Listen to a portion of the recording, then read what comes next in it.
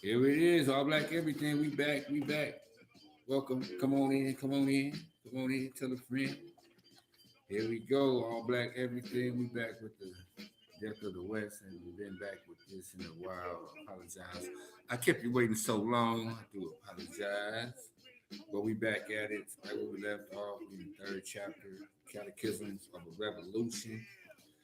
And do not own the rights to this music. It's the King KRS. Peace to the King of God. We're gonna rock like this though. Coming right back at it. Like it, share it, subscribe it, hit the thumbs up, notification, all that, the good stuff. Appreciate you for checking this out. We get it in. And we coming right back where we left off. And it says the equality the revolution preaches is a corruption of Jefferson's idea that all men are created equal. Jefferson meant that all were endowed by their creator with the same right to life, liberty, and property, and all must be equal under the law. He rejected egalitarianism, as he wrote John Adams in 1813. He says, I agree with you that there is a natural aristocracy among men. The grounds of this are virtue and talent. Measured by virtues and talent, is more true to say that, quote, no men were ever created equal, end quote. What America is about is not equality of condition or equality of result, but freedom. So a natural aristocracy of ability, achievement, virtue, and excellence, from athletics to the arts to the academy, can rise to lead, inspire, and set an example for all us to follow and mark for us to aim at. Hierarchies are as natural as they are essential.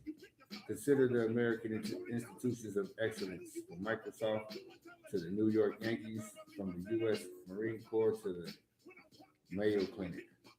How many are run on a one person, one vote principle? As history demonstrates, all people, cultures, and civilizations are not equal. Some have achieved greatness often, others never. All styles are not equal.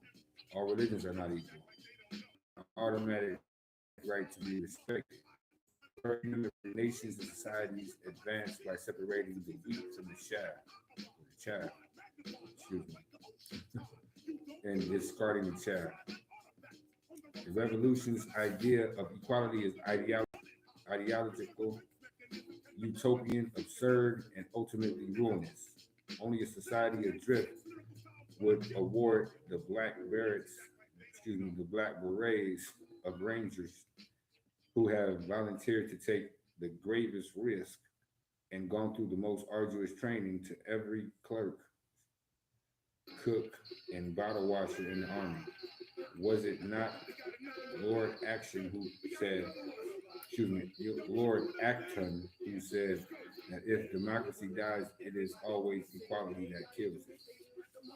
This disabled form of equality traces its eternity to the French and not the American Revolution, to the 19th century socialists, not to the 18th century American patriots.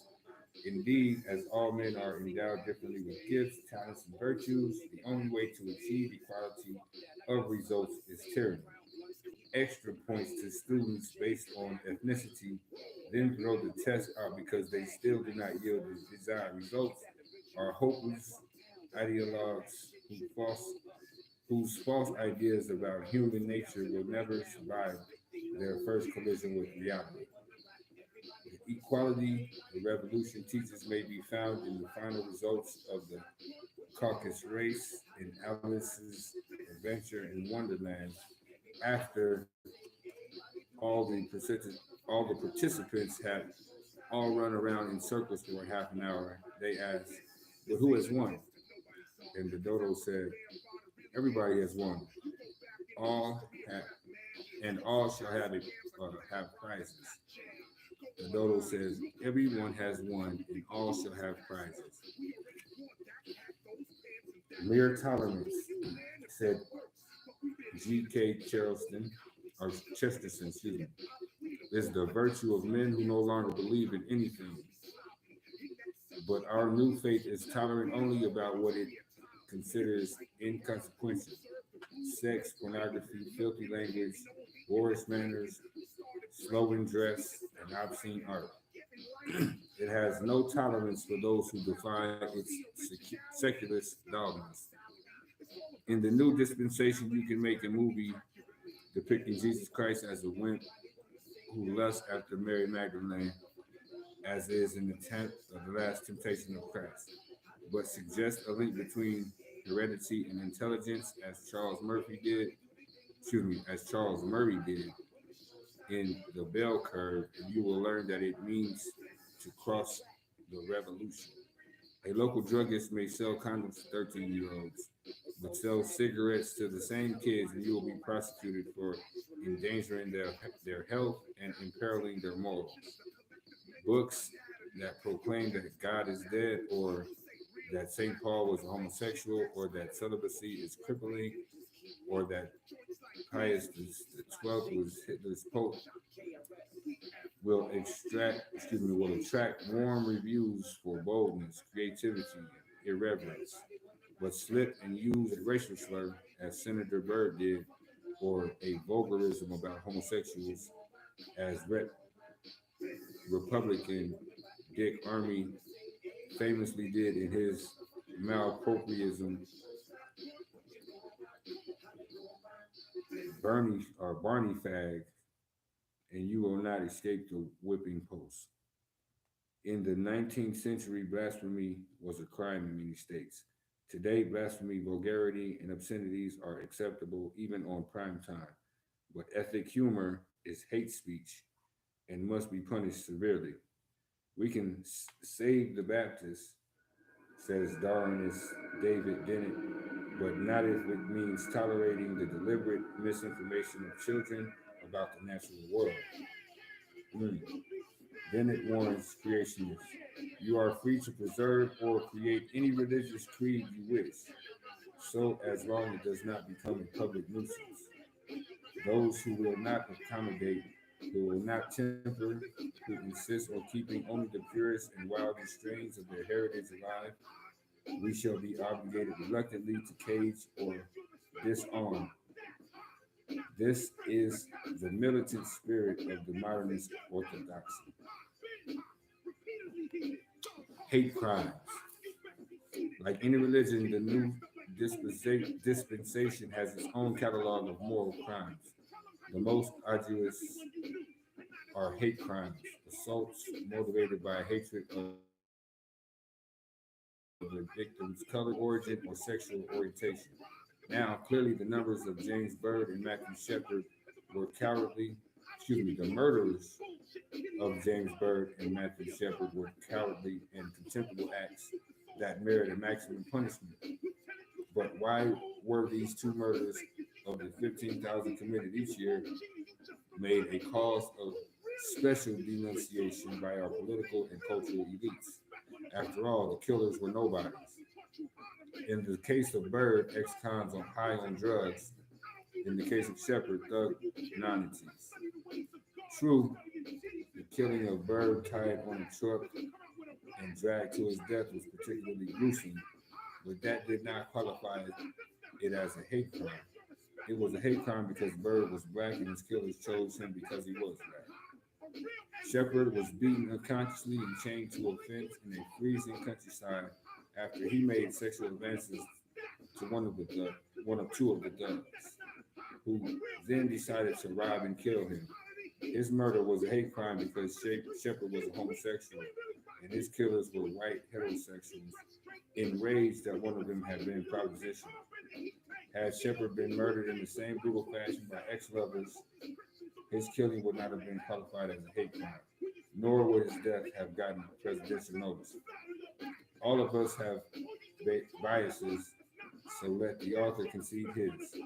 Had the killers of Matthew Shepard chosen a 16-year-old girl, rather than a 21-year-old gay man, her rape murder would have been, to me, an even greater evil.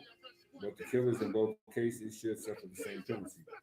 And if the killers of James Byrd had been black or Byrd white, his dragging death would have been an equally vicious atrocity, justifying the same penalty.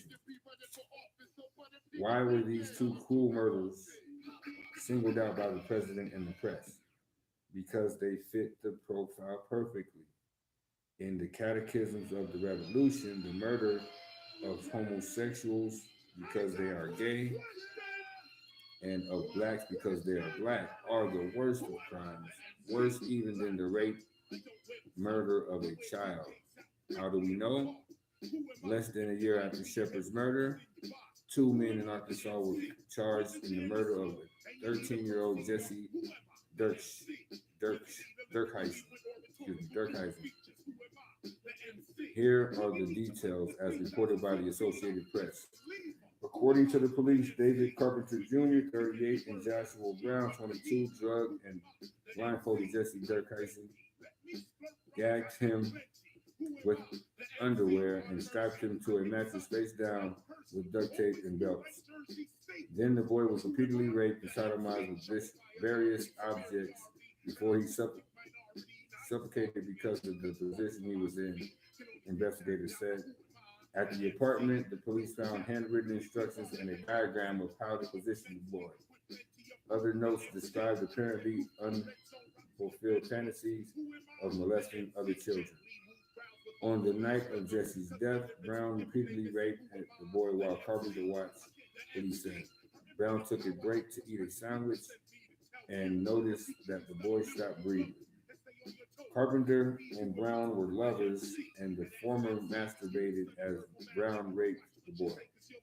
Yet, this torture, rape, murder got almost no national press. Why? Because this was a sex crime, not a hate crime. And because to show homosexuals in acts of sadistic barbarism does not fit the victim script of our cultural elite. To spotlight the brutality of Carpenter and Brown would have set back the cause, writes media critic Brent Bozell. Had Jesse Dirkheisen been shot inside, would have led all networks. But no liberal media outlet would dare to be the first to tell a grisly murder story, which has as his big villains two gay men. See how they pick and they choose? When Brown's trial was held, the Washington Times, almost alone among national newspapers, reported the proceedings.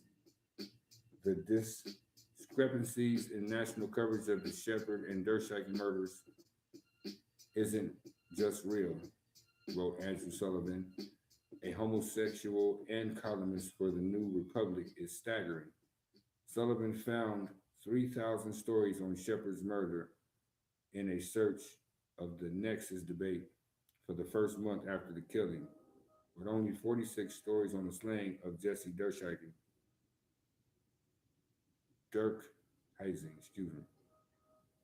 Fox News was the only network to report on Brown's murder trial and conviction. The big media have converted into a communications arm of the revolution. See what they're doing. See how they're breaking it down? Catechisms of a Revolution. We're going to leave it right there. We're going to come back to it. Death of the West. Patrick J. Buchanan. Check it out. Do your own research. I'll take my word. We just sharing information. All Black Everything. This is learn with me / pick up a book. Coming back to it. With some love, like it. Share, subscribe, do all that great stuff. Nope. Hit that thumbs up too. Appreciate you coming back on Black Everything. Peace and love to the family. All Black Everything.